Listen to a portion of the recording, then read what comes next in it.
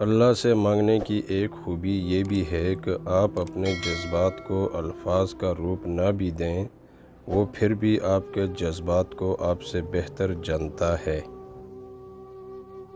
دنیا والے زیادتی کریں تو مسکراتے ہوئے معاف کر دیا کرو۔ یوسف علیہ السلام کو بھائیوں نے کنویں میں پھینک دیا تھا، اللہ نے انہیں بادشاہ بنا دیا۔ بے شک ہر مشکل کے بعد آسانی ہے۔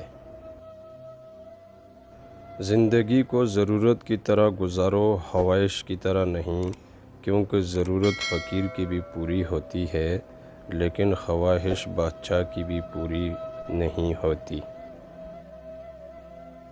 انسان اتنا کم ظرف ہے، ایک خوشی کو لے کر ہمیشہ ہنس نہیں سکتا، پر ایک غم میں طویل عرصے تک روتا رہتا ہے۔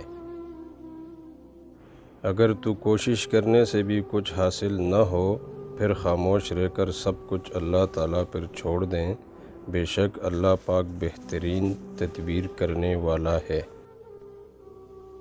جن باتوں پر جھگڑا کر کے لوگ دلوں میں نفرت لیے منو مٹی تلے جا سوتے ہیں، انہی باتوں پر ہلکی سی مٹی ڈال کر دنیا میں پرسکون زندگی گزاری جا سکتی ہے۔